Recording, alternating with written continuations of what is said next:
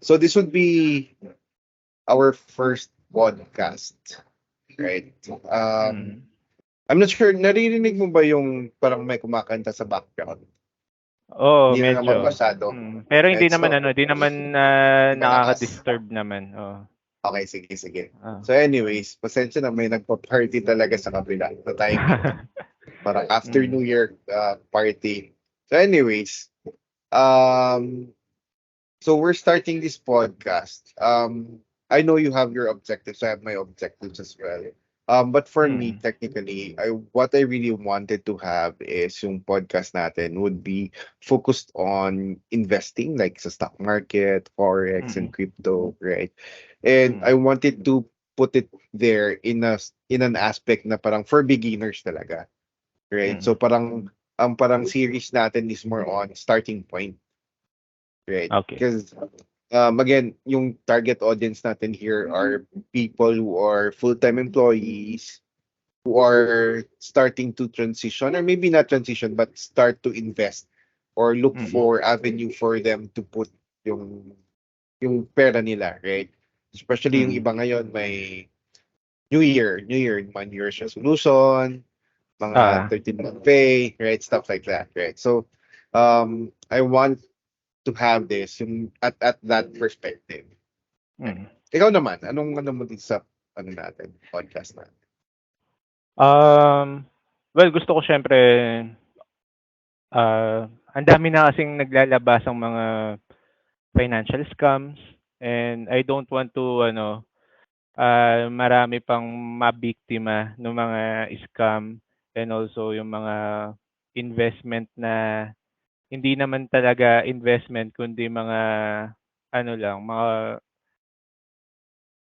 yung tipong niloloko lang sila, na gusto ko sana bigyan ng knowledge yung mga tao na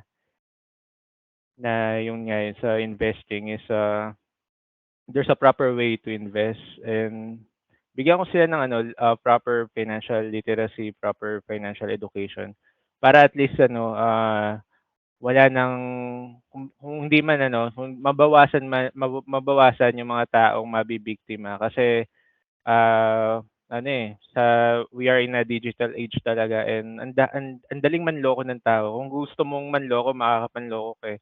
And ayoko sanang marami pang mga Pilipino yung mabiktima ng mga scams.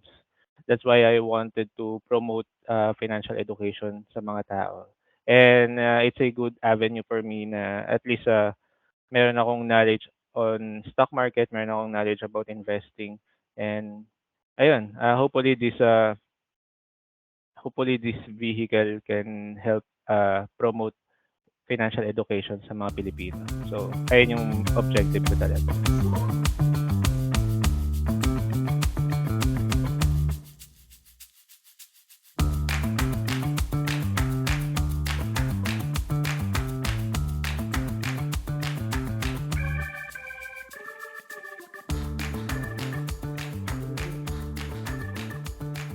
So this would be our first podcast, right?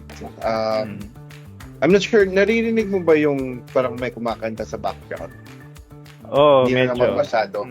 Pero Right? hindi naman So, hindi naman, malakas. nakaka-disturb naman, oo. Okay, sige, sige. Oo. So anyways, pasensya na may nagpa-party talaga sa kabila sa timing. Parang after Mm, New Year party. So anyways, um, so we're starting this podcast. I know you have your objectives. I have my objectives as well. But for me, mm, technically, what I really wanted to have is yung podcast natin would be focused on investing, like sa stock market, forex, and mm, crypto, right? And mm, I wanted to put it there in an aspect na parang for beginners talaga, right? So mm. parang series natin is more on starting point, right? Okey. Because again, yung target audience natin here are people who are full-time employees who are starting to transition, or maybe not transition, but start to invest or look Mm, for avenue for them to put yung yung pera nila, right? Especially yung mm, iba ngayon may New Year, New Year's resolution, mga Ah, 13-month pay, right? Stuff like that, right? So, I want to have this yung at that perspective. mm. Ikaw naman, anong ano mo dito sa ano natin, podcast natin? Um, well, gusto ko siyempre, ang dami na kasing naglalabasang mga financial scams, and I don't want to ano, marami pang mabiktima ng mga scam, and also yung mga investment na hindi naman talaga investment kundi mga ano lang, mga yung tipong niloloko lang sila, na gusto ko sana bigyan ng knowledge yung mga tao na yun nga, sa investing is, there's a proper way to invest, and bigyan ko sila ng ano, proper financial literacy, proper financial education, para at least ano, wala ng, kung hindi man ano, kung mabawasan yung mga taong mabibiktima. Kasi ano, sa we are in a digital age talaga, and ang daling manloko ng tao. Kung gusto mong manloko, makakapanloko ka, eh. And ayoko sanang marami pang mga Pilipino yung mabiktima ng mga scams. That's why I wanted to promote financial education sa mga tao. And it's a good avenue for me na at least meron akong knowledge on stock market, meron akong knowledge about investing, and ayun, hopefully this vehicle can help promote financial education sa mga Pilipino. So, ayun yung objective ko talaga. Actually, ang dami nga ngayon, no, yung mga tawag dito, mga scam. Sometimes Mm. they front it as a business. Meron akong nabalitaan yung parang mga sanggipsal, mga Oo, mga parang mm, basta mag-i-invest ka sa certain business tas guaranteed parang 5% a mm, month. mm. Ako palang masabi palang guaranteed, ayoko na eh. Di ba? Saan Oo, sa mga ganyan. oo, Kasi I have a business din, di ba? Parang mm, never in a day na mag-guarantee ko yung sales ko eh. mm, Right? Like, mm, yung sa Shopee store namin, parang there would come a time na parang in a day, dalawa lang benta mo. Or mm, meron naman na parang sobrang dami, parang 20, 30 orders a day. Di mo magagaranti yun eh. So, mm. that for me, sa na, ano na talagang automatic scam ng mga ganun eh. So, dami ng Oo. ganun ngayon. Mm. Oo, uso ngayon 'yun, yung mga co-franchisor na mga ano, business model daw, no, legit model, DTI approved, mga SEC approved, pero ano, nagga-guarantee sila ng payout na too much naman, na hindi nila kaya ring i-sustain yung mga ayun, yung mga babayaran nilang mga ano, investors. So, and then nagiging escape na lang nila na nalugi, na tinakbo yung pera. Eh, anong magagawa mo dun, 'di ba? 'Pag sasabihin sa'yo tinakbo yung pera. Eh, ang kadalasan diyan, ang ginagawa nila is, less than 150,000 yung mga ginagawa nilang investment, para at least walang ano, walang criminal case, only civil case lang yung ano nila. And 'pag civil case, madali lang nilang takbuhan, 'di ba? So, gano'n yung ginagawa nung mga ano, nung mga scammer na ganyan. And nakakalungkot lang kasi siyempre mga Pilipino, tayo lahat naman tayo, we want to ano, 'di ba, we want to ano, multiply our money, 'no, as fast as possible, 'di ba? Gano'n naman talaga, eh, 'di ba? Kaso lang ano, eh, 'pag gano'n kasi yung mindset mo ano, eh, talagang, um, magiging lapitin ka ng scam, and ayun, sana maging ano lang, mas, vigilant lang, and gumawa ng due diligence yung mga kapwa nating mga Pilipino, and kahit ano, kahit mga ibang mga bansa rin, lalo na yung mga OFW natin, 'no. Sana magkaroon talaga sila ng due diligence, and maging mas vigilant sila sa mga pinapasok nilang mga, investment. Lalo na ang dami ngayong mga influencers pa, 'di ba? Mga influencers pa Correct, correct. yung mga nag-aano, po-promote, 'di ba? And ang gagawin lang naman diyan is, i-ha-hype nila, and then ida-dump nila, 'no. They will be given ano, ayun talaga, guaranteed yung ano nila, guaranteed yung participation nila dun, na, babayaran sila na imo-market lang nila 'to, bibigyan sila ng given amount and then after that wala na. 'Pag nakuha na ng mga owners yung objective nila na itakbo yung pera, itatakbo na nila yung pera and wala na, talo na talaga yung mga nag-invest. Yun nga. So anyways, na-segue tayo diyan 'no, kasi talagang prominent ngayon yung ganyang mga ano yun, basta sa influencer. Medyo nainis nga ako ng konti, yung mga influencer ngayon more on betting yung mga ano nila, yung Oo. mga pino-promote. Parang sabi ko, ang laki ng influence nila tapos betting pa yung sabagay pera-pera din naman sa kanila yun. Pero dali kasi maubos pera sa ganun, eh. Oo. Hmm. So anyways, going back, um, siguro let's introduce ourselves muna 'no. So actually people can call me Murfix. I've been in the BPO industry for siguro mga 18 years na 'no. So more on, I've been in the training and development space, handling mostly US accounts.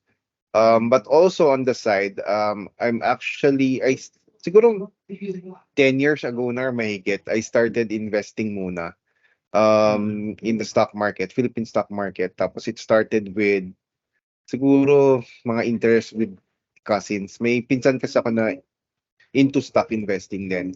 Parang nabili pa nga niya ata yung PLDT at 200 before, eh. So ganun ganun ka dati pa yung ano nila. And then so nagka-interest ako, nagkapera, so I invested. Tapos nagsimula ako sa top, um, I think yun yung Oo. parang pinaka-first group na parang na-hype ako. Tony Herbosa, Oo, maestro. na-hype ako dun, eh. So FNI. So kumita naman siya pero eventually nung bumabagsak sabi hold lang, hold, tataas pa Oo. yan. So hanggang hindi na tumaas. Anyway, so it is what it is, right? It's a lesson learned for me. And that's one of the reason why I really started financial literacy, right? Yung personal finance. Doon ako nag-start magturo ng stock market kasi nga ayaw kong mangyari sa iba yung nangyari sa akin. Kasi syempre pinaghirapan mo yun, no? That's about, siguro what I lost is about $100,000. Parang, wow, first big investment ko yun. Tapos, ganun, no? Syempre sa una, silaw ka sa possibilities. Oo. Right? And then, eventually, nag-aral na ako ng iba-ibang um, parang investment vehicles, mga BUL, mga UITF, mutual funds, Forex. But right now, ang focus ko talaga is more on business, right? Kaya nga I actually tapped you, Coach Martins, for the investment side, right?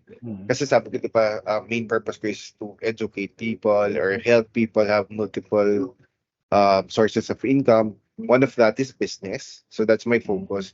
And for you, I want yung focus is yung sa investing side, right? Kasi dyan yan ang anong expertise mo, right? So that's my journey sa investing, sa business. Sa business, madami din akong losses nung start, especially nung nag-pandemic. I have like three branches sa Watsons ng parang ano bang tawag doon? I forgot the term na ginagamit nila. Basta yung parang may products kaming binebenta sa Watsons. Commissary ba yan? Commissary.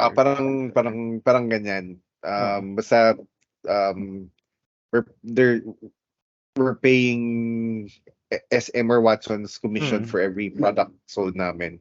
Right? Yeah, doon ko nalaman na kaya pala yumayaman si SM. Laki ng commission niya. Parang ano talaga, parang gobyerno kung kumomisyon si SM. So anyways, so that's my focus, no. So ikaw naman, introduce yourself, Coach Martin, on your journey as well sa investing. Ayun. So, ako naman, ano ba? I started my journey sa PSE, sa investing when I was 21 years old. Ang naging ano ko kasi, yung nagpamulat sa mata ko is that nung first paycheck ko, by the way, I'm a graduate of medical technologies I'm a healthcare professional, and 'pag sinabi mong healthcare professional dito sa Pilipinas, so sumasahod lang ang karamihan ng ano, yung sobrang baba 'no, sobrang Parang baba basic, talaga. almost basic. Oo, oo, almost basic, yung tipong ano, hindi mo maipagmamalaki. So so ayun, nung time ko na yun, ang nagpamulat ng mata ko is that, nung nakuha ko na yung first paycheck ko, first month, first, 15th, kalahati ng buwan, first paycheck ko, nakuha ko yung paycheck ko, sabi ko, "Hala, ito lang ba yung pera na makukuha ko every 15th? Itong pera na 'to ano, parang daily income lang 'to ng lolo't lola ko." Sabi ko, yung lolo't lola ko hindi naman nakapagtapos ng pag-aaral, nagbi-business sila, ano, nag-investor, real estate investor yung lolo ko. Sabi ko, "Ito lang ba, daily income lang nila 'to." Sabi ko, "I need to find a way, kung paano ko mapalago yung pera ko." Hindi naman ako ano, hindi ako, matanong sa tao. Ayokong diretsuhin yung lolo ko and yung lola ko na ano, "Paano niyo ba napalaki yung pera niyo ng ganyan? Ako dito empleyado ako, ganito lang yung." So ang ginawa ko,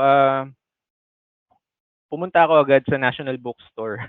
So, yung payslip ko, yung pera na yon is nasa ₱5,000 lang. 15 yun, 15 days kong pinagtrabahuhan, ₱5,000. So yung sa ₱5,000 na yun, ang ginawa ko is, pumunta ako sa ano, sa National Bookstore, tapos naghanap ako ng libro sa business section. Naghanap ako ng libro, and then luckily nakita ko yung libro ni Francisco Colayco, "Pera mo palaguin mo." Sabi ko, ito yung ano, exact purpose bakit ako pumunta dito, gusto kong palaguin yung pera ko, and then ayun, binasa ko yung libro na yun, and then, dun sa librong yun, sinabi dun yung mga different, vehicles, towards, financial ano, abundance. And isa na dun sa sinabi niya is, stock market. And stock market really resonates with me. Talagang, sabi ko, "Uy, pwede ko 'tong gawin." Kasi as low as, ₱5,000, parang makakapag-start ka na ng ano, brokerage account, eh. Sabi dun sa librong yun. So, ang ginawa ko is, after ko basahin yung librong yun, naghanap na naman ako ng mga libro na about stock market na. And then, um, na-open rin yung, idea about mutual fund sa akin. So, ang ginawa ko is, nag-ipon muna ako, ang ginawa ko is, pumunta ako sa bangko ko, and then sabi ko mag-o-open ako ng UITF, sa and then dun sa pondo ko na yon, ang main purpose ko dun is, maka-ano lang, ang main purpose nung UITF na yon is, parang makakuha lang ako ng lump sum na cash para makapag-open ako ng isang trading account. Yung trading account kasi is, ₱25,000. So gano'n kahirap yung ano, gano'n kahirap yung pinagdaanan ko 'no. So, um, ₱25,000 nung nakuha ko na yung ₱25,000 na yun, withdraw ko na, and then nag-open na ako ng account ko sa Call Financial. And then, I was, still 21 years old during that time. Tapos ayun, nag-aral na ako about investing. Ang una kong pinag-aralan is, long-term investing, and then habang habang ano, lumalalim yung, hilig ko sa stock market, mas marami akong mga natututunan, and also mas marami akong mga libro na binabasa, and maraming mga seminars na ina-attendan. I realized na aside from, long-term investing, it's, more profitable din na, maging ano, it's more profitable na mag-focus rin sa short-term investing, which is, trading 'no. So ayun, natuto ako, on how to trade stocks, and ayun, awa ng Diyos, I've been in the market for 12 years, and I am consistently beating the average of the PSEI. So the average of PSEI, I think, is, less than, 4%, no? Gawa ang baba talaga, no? And I've been consistently beating those averages, and ayun, it's really important then to have a balance then on long-term investing and also short-term investing, no? You need to be adaptable rin sa changes, no? During this past I think during this past since 2017 hanggang ngayon, so ilang taon 'yun? 6 years. Uh, Talagang walang galaw yung market, no? So hindi ako masyadong kumikita sa mga short-term trades ko. So ang ginagawa ko is nag-adapt ako into a medium-term trade, which is more on nagba-buy and hold rin ako. And ayun, dapat you need to know, no, kung ano ba yung environment na pinapasok mo when you're doing investing. Is it okay ba na to have a long-term perspective, or is it more profitable ba na maging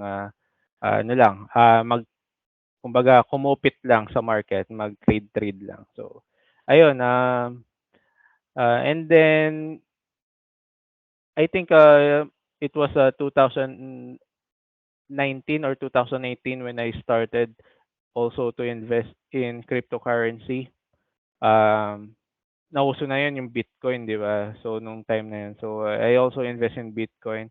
And sa ngayon, I actively, ano, I actively trade sa crypto. Hindi naman daily, no. Pag meron lang nagpakitang setup na mata-trade, no. Usually I average 10 trades a month sa crypto, and ayun, um luckily rin na I was consistent naman sa winnings ko. But not every month, no. There are also months naman na may losses, but when you average it up naman, it's still profitable. So it's a profitable business, trading and investing. So ayun yung sa akin naman, Coach Murpix. Yan, thank you. So I think very similar yung mga path natin no? Pagka starting ka mag-invest. Especially sa Philippine market. Ang parang pinakauna mong pupuntahan COL talaga, no? Pagka Oo. stock market. Kaya nung Mm. nag-COL ako, syempre, I moved, kasi parang pinaka-start ko talaga dyan, aside from yung sa FNI, is more on trading na talaga, day trading. And Mm. laging naglalag ako sa COL. Oo. That's why nag-move na ako sa ibang platform before. Right. Pero yun nga, pagka beginner ka, halos COL ang gagamitin mo, no? Mm. Pero it's good naman. I mean, there's nothing wrong with it pagka Mm. depende talaga lang sa Mm. trading mo. Diba? Kasi pagka hot stock yan, minsan minutes lang or Oo. seconds eh. Mm. So, nung time na yun, madaming mga pa-hype eh. So, Mm. importante yun, Pag yung importante. mga ceiling play, no. Pag yung mga Oo. ceiling play, ayun, talagang unahan yun, pabilisan ng kamay talaga. Ako, ano ba, hindi naman ako nahihirapan sa COL. Actually, hanggang ngayon, no, majority of my funds nasa COL pa rin. Sabi nila nung time na nauso yung third telco, yung dito, pati yung now, Oo. sobrang nahirapan daw yung iba na magbenta gamit yung COL. Ako naman sabi ko, ba't ganun? Hindi naman ako. Hindi naman ako Baka nahihirapan. premium user ka. Alam ko si may Ah, tiering ang COL eh. oo. Oo. Feeling Pero ko anyways, feeling ko ganun nga. Feeling ko ganun diba? nga yung nangyari na. Oo. So, syempre, kanya-kanya. Syempre, priority yung mga active users. Siguro nandun yung Mm. volume. I mean, yung ano man tawag dito? Parang bandwidth and anything. Ah. Right? Pero anyways, madami namang ano ngayon eh. Madami namang ngayon broker na pwede Mm. mong applyan. And then, yung iba mura na din. Mm. Right? Pero going back to sinabi mo na may iba-iba kang strategies na ako. Right? I think that's very important Mm. question to ask. Kasi ito, ano na to, direct to the point question. Kung ako empleyado, tapos pupunta ako sa stock market, pwede ba siyang vehicle para mag-resign na ako? Ah, Tapos yun na yung focus ko. Kasi madaming ganun, may gustong stock market tayo, baka pwede nang mag-resign sa work, parang ganun. So is it a mm, good vehicle ba or kaya ba? mm. For me, sasabihin ko diyan is, hindi, 'wag muna. At least you need to have a plenty of experience muna bago ka mag-resign talaga. And also, you need to check muna, ano mo, i-check mo yung ano mo, kailangan mo kasi makita yung journal of activities mo, eh. Check mo yung data mo, ano ba, ito bang kinikita ko sa stock market, is it an income replacement na ba sa active income ko? For example, kumikita ka ng 10,000 during, while doing this side hustle. For example, itong PSE, itong stock market, 10,000, and then but your active income is 50,000. So it's still not it's still not a way for you to do that. And also, ang ano kasi diyan is, 'pag ikaw wala ka ng active, kunyari wala ka ng trabaho, for example, and then you're doing this full time. My question to you is, parang anong gagawin mo kung pangit yung market? Anong gagawin mo? Kasi tingin mo kasi 'pag wala kang ginagawa na iba, ang tingin mo sa lahat ng chart maganda, eh, 'no? Magiging maganda lahat 'yan. So my number one advice dun sa mga nagbabalak na ganyan is, you need to know your data. Check first your data kung, if you're profitable, month monthly, if you're consistently beating the market monthly, then it's good. Check mo rin, if, the index is, bad and still you're profitable, then it's a good sign na resilient ka. And also, check mo rin, yung check mo rin kung kaya bang maging income replacement yung kinikita mo sa market. If you're generating enough na profit sa stock market, then it's a good sign na kaya naman. But still, I will say na kailangan maging stable ka muna, eh. When you shift your attention na maging full-time sa stock market talaga, you need to have at least a buffer fund, 'no? Sinasabi kong buffer fund is a emergency fund. What if pangit talaga yung merkado, 'di ba? Anong gagawin ko, eh, parang matatakot ka na wala kang activity na gagawin. So, it's very important rin na i-check mo na dapat may buffer fund ka aside from your investment fund, 'no? So, para at least kung pangit talaga yung merkado and wala kang dapat na gawin, hindi ka mapipilitan na gumawa ng mga bagay na ikakapahamak ng portfolio mo. So, it's very important to have a if you're planning to do investment or trading full time. Number one is you need to have an emergency fund. So usually, 'di ba, ang tinuturo is 6 months emergency fund. If you're planning to do full time trading, siguro mga 1 year, 1 year, 1 year. 1 year emergency fund. Buffer fund yung tawag doon. And then um make sure na itong buffer fund na 'to, it should be equivalent of your, salary, not your expenses na. Kasi parang income replacement yung gagawin mo sa sa sa full-time trading. So, ayun. And then number two, your data should back up, 'no. So dapat yung performance mo is, consistently profitable ka na when you decide to do this full time, kailangan na consistently profitable trader ka na.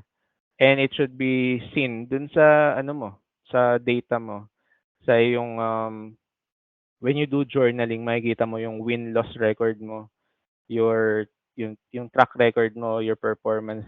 kailangan makikita mo dun na kaya kong i-withstand 'to, kaya kong, maging resilient despite of the any market ano, behavior na gagawin. Kasi hindi naman araw-araw ano, generous si market 'no, and hindi rin naman araw-araw is, puwede kang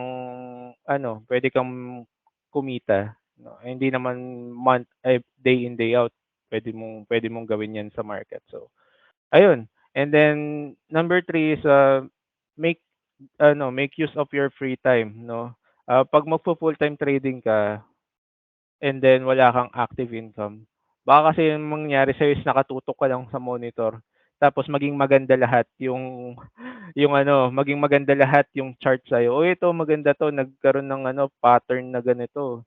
Ganyan, ganyan. So, usually gano'n yung magiging sakit ng mga ng walang ginagawa kundi nakatutok lang sa market. Lahat ng nakikita nila maganda 'no. So, ayun, ah, dapat when you do full-time trading, you need to think of a way to make use of your time 'no. May mababakante kang 8 hours, 'no. Hindi naman dun sa 8 hours na yun nagcha-charting ka, 'di ba? So, you need to make the most out of your time. Puwede kang maghanap ng ibang hobby, puwede kang maghanap ng ibang side side business or puwede kang maghanap ng iba pang ano. So, 'pag sinabi mong full-time trading hindi naman siya 8 hours, 9 hours, 10 hours ka nakatutok lang sa market.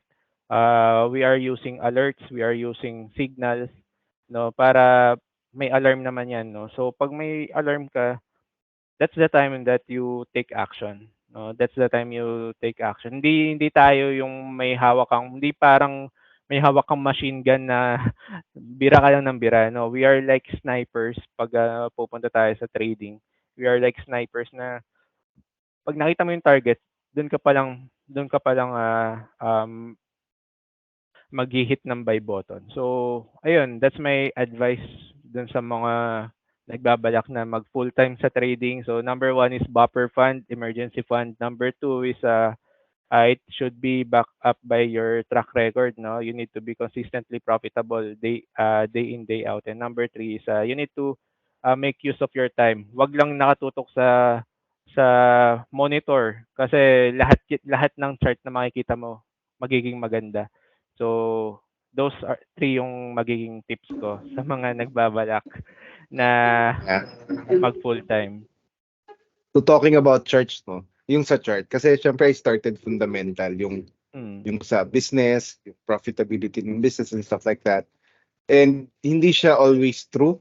Merong madaming magandang business pero mababa yung stock. So I went to technical analysis, yung mga charts na yan. Doon ko lang nalaman na yung chart would tatlo lang sinasabi ng chart eh. Tataas, Mm. bababa o walang mangyayari. 'Di ba? Mm. So eventually, nasa yun na yun kung paano mo i-interpret eh. Right? Mm. Parang kasi lahat ng setup, kung tataas, may term sila doon. Kung hindi gumalaw, may term din. Kung bumagsak, Mm. may term din sila sa ganong Mm. setup, 'di ba? So parang sabi ko, parang lokohan lang din pala. In a sense, Mm. no? Parang sinasabi kong, Mm. lokohan lang din to. Parang you're just trying to look at what you want to see with those Mm. certain charts. Kaya Mm. kung yun lagi yung tinitignan mo, tapos yun lang yung full time na gagawin mo, syempre aasa ka na maganda siya, 'di ba? Mm. Parang tataas. And then when you talked about yung data, so it means dapat matagal ka ng nag-trading para malaman mo yung data mo, yung sinabi mo journaling, right? So tama ba yun? Mm. Mm. It should be kinakailangan kasi meron ka talagang track record na kaya mong gawin yung isang bagay. Hindi mo naman kasi kailangan rin ng malaking fund 'no, when you do full-time 'no. Kasi it depends on your track record, eh. Kung kaya mo naman mag-average ng 50% a month, 'di ba? You don't need that much, fund. So, it depends dun sa track record mo, it depends on your journals, dun sa data mo, kung na kaya mo ba na gawin 'tong full-time, isang full-time income replacement. And then maski naman ano think of it as ano no, if you will ano, if you kung gusto mo maging full-time trader, ano, parang isipin mo yung sarili mo as a business owner, no? Kinakailangan na as a business owner may mga KPI tayo, 'di ba? So parang as a business owner, 'di ba, may mga KPI, key performance indicator tayo kung gumaganda ba o pumapangit yung business natin. So gano'n din sa trading, no? Before you do trading full time, kinakailangan you need to have that key performance indicator na makikita natin na parang red flag tong ano ginagawa ko na to, nag-over trading ako, or you can see there on your data na parang parang lumiliit yung risk reward ratio ko, or you can see there in your data na parang lumiliit yung churn rate ko, na parang natatakot ako na mag-allocate ng mas malaki. And on those data, siyempre, on those data makikita natin kung kaya ba natin maging resilient dun sa gagawin nating full-time trading. And ayun, puwedeng yung dun sa time aspect naman, it can be ako kasi bago ako mag full-time, it took me ano, 5 years. Took me 5 years bago ako mag full-time trading. And then, nangyari nun is, I was 21 and then no, it took me 4 years. I was 21 nung nag-start, and then nag-resign na ako sa work when I was 25, and then I started, full-time trading. Tapos ayun, ang nangyari sa'kin is na-bored ako. Na-bored ako kasi sabi ko parang wala naman akong masyadong ginagawa. Kasi I am disciplined enough na 'wag mag-trade, 'pag wala akong nakikitang maganda, eh. So, parang wala akong ginagawang parang wala akong naano. So, that's why I come back rin sa employment kasi, nakikita ko na ano, na minsan mas napapasama pa na wala kang masyadong ginagawa. Kasi lahat nga ng nakikita mo is, maganda, and there is always an itch kasi, may kati sa mga sa atin na kumita araw-araw, eh. And may kati rin kasi sa atin na kinakailangan hindi masayang 'tong araw na 'to, kailangan may kita ako. So ayun, ayun yung sa akin 'no. So when it comes to journaling and track record of your performance, think of it as a business owner. Kinakailangan you should be back up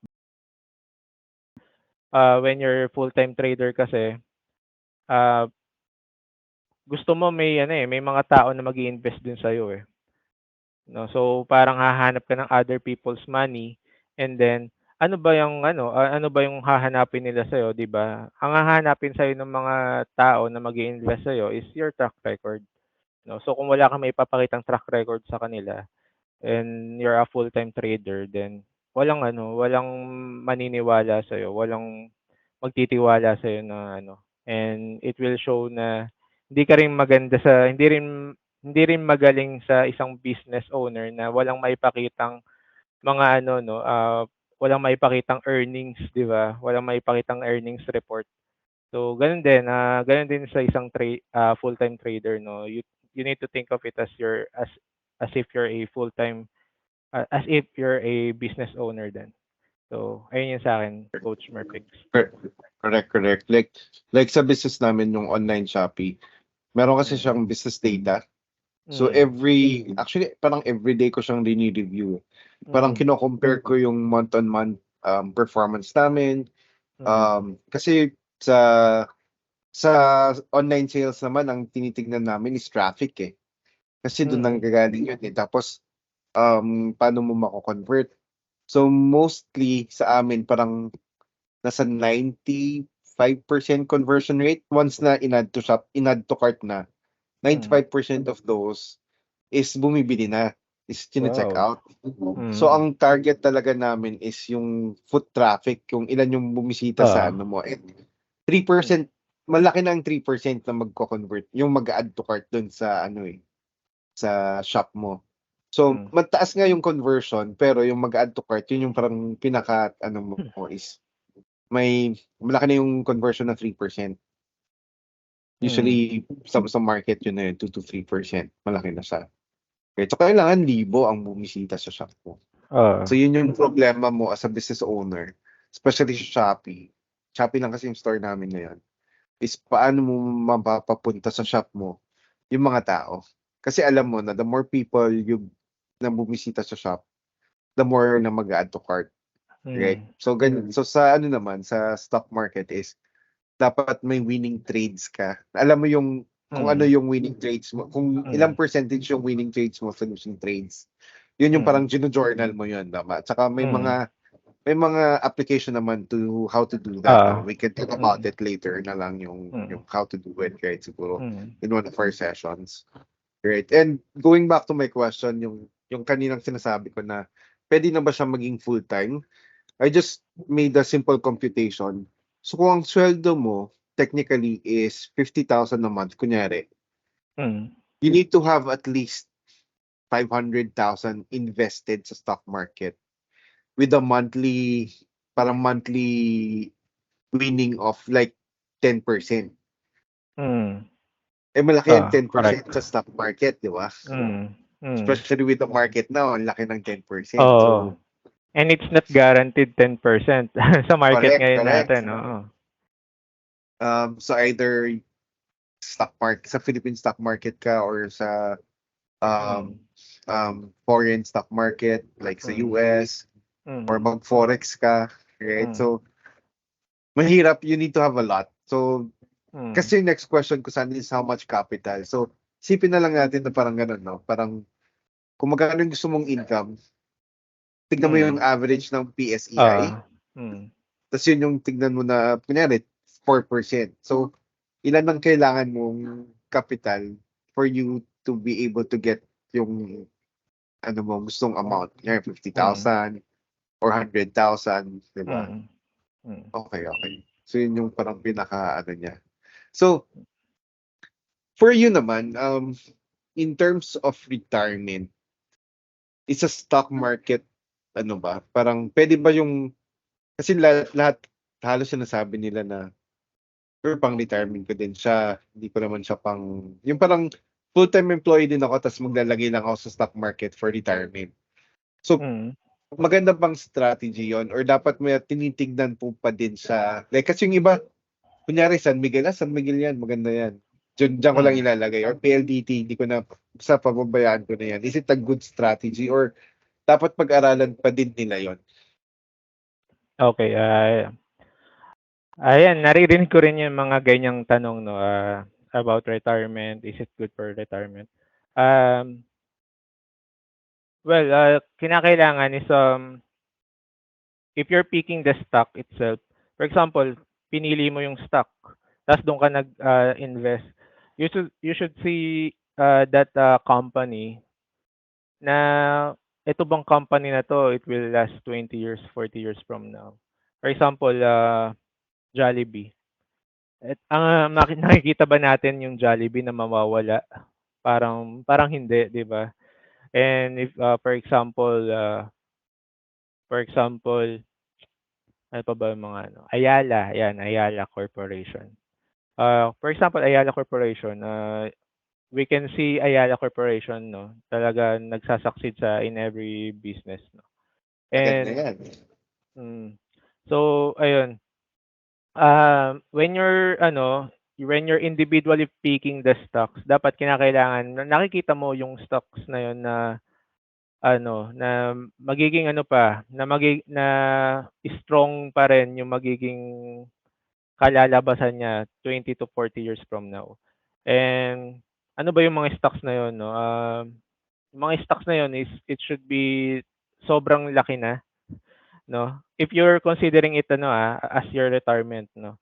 It should be yung mga malalaking stocks na sa tingin nating, and also in an industry na hindi mawawala, no? So merong mga industry ngayon na sa tingin ko is medyo matured industry na, and there are also industry rin na parang parang booming industry pa lang. So also you need to take that into consideration. For example, sa food. So yung food naman is it's an industry na hindi naman mawawala, 'di ba? It's an industry na nandiyan pa rin, no? Lahat naman ng tao kumakain, 'di ba? So ayun, that industry, puwede kang mag-safe bet diyan. So ano ba yung mga company that you think na 20 to 40 years from now is nandiyan pa on the food industry? And another is, there are also conglomerates, no, yung mga conglomerates kung tawagin, is a group of companies, no. For example, Ayala Corporation nga, no. So yung Ayala Corporation, it's a basket of company. Merong Globe, merong Ayala Healthcare, merong BPI, 'di ba? So nakikita mo ba yung Globe 20 years, 40 years from now? Ako nakikita ko, 'di ba? Hindi nga lahat nga yata Papalitan ng siya ni Tito. Oh, possible na magkaroon ng market share si dito, pero I think hindi niya pa rin kayang anuhin. Well, yung sa telecommunication, yung telecommunication business itself, it's a mature business, 'di ba? Hindi naman dumadami yung gumagamit ng telepono, 'di ba? Hindi naman dumadami yung SIM, 'di ba? So telecommunication is a matured business already. Pero yung sa internet, yung sa aspect ng internet sa broadband and also sa cloud computing, nauso na 'yan. And also, 'di ba, ngayon ah, nagkakaroon sila ng race when it comes to 'di ba, e-commerce, and also sa Correct. sa banking, 'di ba? Mga online banking. So ayun, sa yung Globe, 'di ba hawak niya GCash din, 'di ba? So I think Globe is a sure no, Globe is a safe bet, and also BPI, no. So when it comes to retirement, do not pick only one stocks, no. It should be a it should be diversified to different sectors, no. So meron ka sigurong isa sa food, meron kang isa sa conglomerate section, meron kang isa sa um meron kang isa sa mga building and construction sector, no. Kasi 'pag pinili mo isa lang and then nagkamali ka, and then that business suddenly nagkaroon ng black swan event, 'di ba? So ano mangyayari sa retirement mo, no? It should be a basket of stocks, no. At least 4 to 5 sectors. That's I think it's a good diversification, no? 4 to 5 stocks, tapos alagaan mo yung 4 to 5 stocks na yun. And then ano ba? For me kasi 'pag sinabi mong retirement, I think it's better, no, to be ha it's better na i-handle na lang sa sa isang fund. Kasi Parang mga UITF, ganyan. oo, UITF, mutual fund. Kasi if retirement naman ang focus mo, 'di ba? And then for you, hindi mo naman din kayang pag-aralan yung Manage, stock right? market, 'di ba? So why not let other people manage it for you? So pwede kang mag-mutual fund, no? For example, sa ngayon, 'di ba? We have for example, sa ngayon merong talagang yung dagsa ng pera, no, outside the Philippines, no. May dagsa ng pera outside the Philippines na gawa ng artificial intelligence, no. So ang bansang nakikinabang is Japan and US, no. So if you're investing in the Philippines, no, for the past 2 years na may artificial intelligence, hindi ka kumikita, 'di ba? Lugi ka pa, Correct. no. Nung recent na nakita ko, lugi ng 23% yung mga tao sa Philippine stock market. Eh kung meron kang fund na global, no, those fund managers will see na, uy, yung trend is artificial intelligence. Why not invest dito sa Japan? sa SoftBank sa Japan, or why not invest here sa Apple, sa Alphabet dito sa US, sa Samsung dito sa Korea.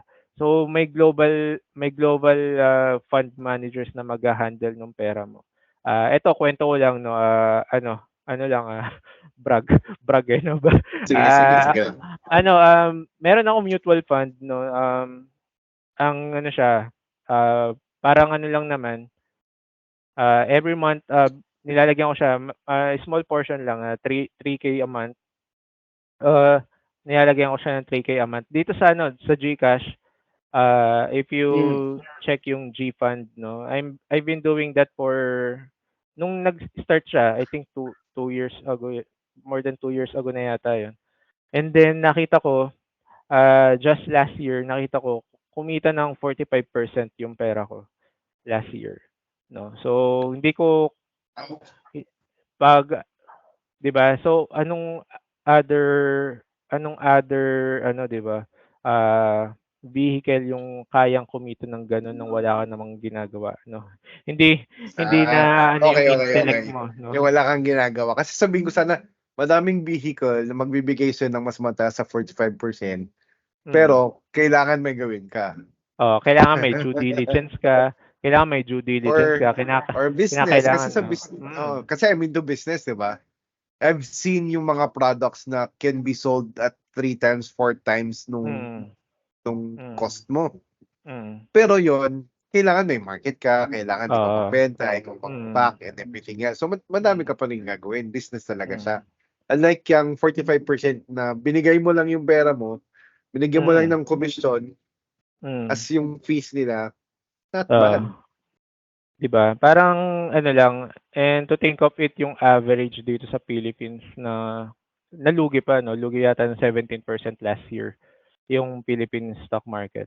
Tapos, so ayun lang, follow where the money goes, 'di ba? Follow Mas where the smart okay, money is. 'di ba, also, 'di ba, ang nauso na trend, couple of years ago, yung ano, tinatawag nga nila black gold. 'Yun yung ano, 'di ba, yung mga oil, yung Brent Oil. Brent oil, 'di ba? Grabe yung oil, Ayun, bumagsak. Tapos biglang, from boom. an average of $30 per barrel, naging more than hundreds na ngayon, 'di ba? More than 100, yeah. So ayun, no, just follow where the money goes. Kung you're thinking of it as a retirement, no, why not let the professionals do it for Someone. you, 'di ba? And then focus on ano, other income source. No, focus on ano, on kung ano yung talent na binigay sa 'di ba? Focus on your strengths, 'di ba? If you think stock market is not your strength and you don't want to waste time, 'di ba, to learn it, edi let other people do it for you. Kasi meron naman mga tao na gagawa niyan para sa And pwedeng UITF, pwedeng mutual fund, no. But ayun, pwede rin yun sa mga ano, 'di ba, yung mga financial advisors. So, ayun, there are many ways naman, no. There's many ways to do it, no. Actually, if I can add one more thing na yung parang wala kang gagawin. Pero Mm, instead of having professionals, meron yung mm, tinatawag na copy trading.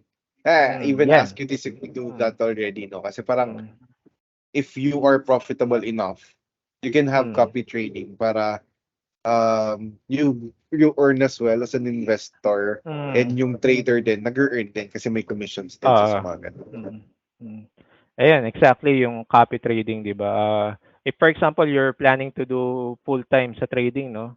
And then gusto mo magpa-copy trade, 'di ba? Ano ba yung hahanapin sa nung mga no gustong mag-invest sa'yo, 'di ba? It is your track record, it is your risk tolerance. Uh, Maganda rin 'yun yung copy trading, kasi it's another way, 'di ba? It's another way to generate passive income. Ito naman kasi sinasabi natin, 'no, nung wala kang ginagawa, 'no, kikita ka ng wala kang ginagawa, those are passive income. There are many ways to generate passive income pa rin talaga. And 'yan nga, one way is, 'yun nga, mutual fund, ah, copy trading. Tapos ano, eto, tangkilikin natin yung sariling sa'tin, 'di ba, yung sa Pag-ibig, Pag-ibig MP2. Diba? MP2, yan Oo, talagang ano, it's generating malaking income din, no? 7 to 8% Generating siya, no? oo, malaking dividend rin yun. So, ayun, those are some of the vehicles na if you're a full-time employee and you want to focus on cultivating yung career mo or yung God-given talent mo, and then you don't want to waste your intellect sa studying stock market. Edi go for passive ways to invest. And those are the ways, no, UITF, mutual fund, ano pa ba? Ayun, yung MP2, copy trading, no? If you want to focus on forex or global market, you can do copy trading. Ayun, there are many ways to skin the cat. Ika nga. So, yun, thank you, Coach Martin, for those information. No? So, I think moving forward on our next series or our next episode, we'll talk about those things, yung mga different avenues. We'll start from there, no? This is just our intro to number of series for the stock market. Kasi hindi naman pwedeng stock market kaagad yung pag-usapan natin. We still need to talk about the basics. Right? Meron pa din dyan, syempre, mga money personality ng mga tao. Hindi naman kasi, like for me, stock market is not really for me. I've tried it for quite some times. Emotional kasi akong tao. When it comes to the stock market, sabi ko nga before patient ako and everything else, I'm the most patient person na makakausap mo. Pero when it comes to the stock market, hindi very impatient ako Parang gusto ko kaagad may trade, may ganito, may ginagawa. Yung sabi mo nga. So yun, dun ako minsan nagkaka-loss. Right? So I said, okay, sige. Either do it passively, yung hindi ako yung nagtitrade, or yung copy trading and stuff like that, or I do something else. And I found out na more on business talaga ako ngayon, right? So doon nag-flourish yung yung pera. Right? So that's something that syempre kung doon ka na nag-flourish, focus on that, right? So yun Focus on talaga your yun. strengths. Tama yan. Correct. In training like this, no? So ito talaga yung passion ko. So ever since ito talaga like creating platforms or creating avenues for financial literacy and stuff like that, right? So yun talaga yung focus ko ngayon. So siguro moving forward, what we need to talk about is siguro yung pinaka-focus ko ngayon talaga is paano ba kumita ng pera? Kasi sa stock market, just for my is you need to have a lot of money first in order to really gain a lot sa stock market. Yes, you can start with small amount like 5,000, 10,000, pero in reality wala ka namang kikitain sa ganong halaga unless Talo ka pa sa lumaki siya. commission.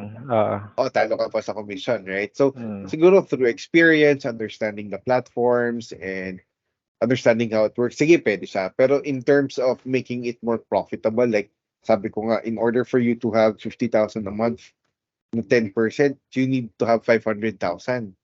Right? And usually, 500,000, one or two stocks lang ang focus mo dyan. Right? Pwede mong i-all-in nga yun kung Oo, correct. Di ba? So medyo hindi maliit siya, pa nga. Saka ayoko kasi yung notion, yung old notion kasi na pagka bumili ka ng stock, you have ownership doon sa company. Parang for me, does it make sense Parang, hindi naman nakikita kahit akin yung kumpanya, di ba? I need to earn. Yan yung parang main focus ko. I don't want yung narrative na when you buy stocks, you get to own the company or part owner ka. Parang so what? Wala namang perang ibibigay yung pagiging part owner ko. Di ko naman pwedeng sabihin, or part owner ako nito, papasukin mo ako or dapat may discount. Coach Merpix meron daw. Ano? Pag may annual meeting daw, coach, merong libreng pa-spaghetti si chairman.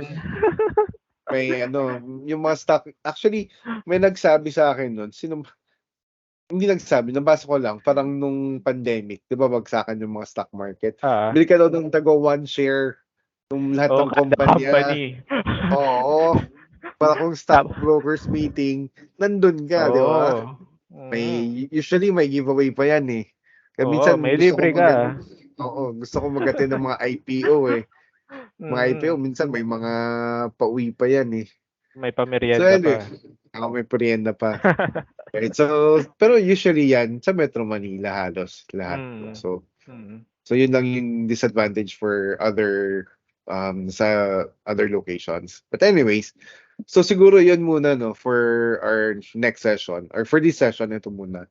And then for our next episode, yun nga, let's talk about how to start investing. Not really talking about yung how to invest mismo is Mm. from an employee or full-time employee, what are the things na kailangan kong isipin like mindset, like yung Mm. sinasabi mo emergency funds, ano ba yan? Mm. And I know you're into insurance as well, so ano ba yung mga kailangan ko? Dapat bang meron akong mga ganito muna bago I invest? Mm. Kasi there are more important things than investing in the stock market, right? Mm. In terms Yes. of financial. Mm. So it's more of like, for me, for you to invest in the stock market, ibig sabihin, okay ka na financially, kasi you can put Mm. money into it na. Kasi Yes. stock market is one of the avenues na wala kang control kung anong Mm. mangyayari. You can Mm. only be reactive, Mm. right? Most of the time, reactive yan eh. Ah, So may mangyayari, saka ito yung gagawin mo. Hindi yung, ito yes. yung gagawin ko, tapos ito yung may mangyayari. Right? Mm. So, Mm. kaya medyo kaya mataas ang risk ng stock market in some sense, right? Especially if you don't know Mm. what you're doing. Or Mm. especially if nakikinig ka lang sa mga sabi-sabi ng iba. Mm. And I think one of the most important things for us, no, Coach Martin, is it's your money. You need to invest it to where you feel you're Ah. comfortable in, Mm. Mm. right? And then we'll Yes. never ask for you to invest in us in a sense that "Uy, give us money, we'll invest your money sa Ah. ganito." We'll never Ah. do that, Ah. right? Mm. It's Mm. more on sige, pera mo yan. These are the, ito yung mga These are the vehicles. Ikaw na these bahala. are the vehicles, ikaw na Ah. bahala. You Mm. decide. And then, Ah. magkakaroon tayo kasi ng mga coaching sessions, right? This is Mm. for a certain group na who wanted to go into this coaching session na pwede natin tulungan. Like, okay, gusto kong mag-invest sa stock market. Gusto kong bilhin kunyari si Ayala Land. Maganda ba siyang bilhin ngayon and stuff like that. So we'll have a certain group na you can ask those questions. Pero Mm. as much as possible in this public vehicle or this kunyari, podcast or YouTube, we won't be saying kung ano yung mga stocks na bibilhin mo. Kasi syempre, it might be taken out of context, right? Mm. Siguro meron Mm. kaming re-reviewin na ibang stocks just for teaching purposes, but it's Mm. never a recommendation talaga, Mm. right? Kasi of course, what we wanted is for you to know how to buy, how to sell your own stocks, or I mean, Mm. when to buy and when to sell those stocks. So Mm. yun yung parang pinaka main objective namin ni Coach Martin for this, right? And Yes. that's as we move along, we'll see how it works, right? But Mm. hopefully this session namulat kayo on what's the stock market, on ano bang pwedeng ano ba yung mga nandito, right? And we'll have more of this siguro on Mm. episode 2. So any last words, Coach Martin? Ayun lang, no. Ayun nga, it's not a, ito kasing financial education, it's not a rich quick scheme, but it is a rich sure scheme. No, rich sure scheme. Kami tayong dalawa, Coach Murpix, we will help them to step by step to be a financially dependent person and to have a financial dependence, and to have a financial dependence, and to have that to reach that financial abundance, no. So we will help them step by step on how to do that. So ayun, and I hope na to see you on the next episode, and yun lang, kaya natin yan, no. Wag tayong magpapadala sa mga rich quick scheme, but rather than we focus on rich sure scheme, which is investing, and which is also gathering enough financial education. Right. Thank you, Coach Martin, and thank you for listening or watching Starting Point with Coach Martin and Murfix. And that's it for today's session. Thank you, everyone. And you can also visit www.makingmoneylab .com for more information. Thank you, everyone. Bye-bye.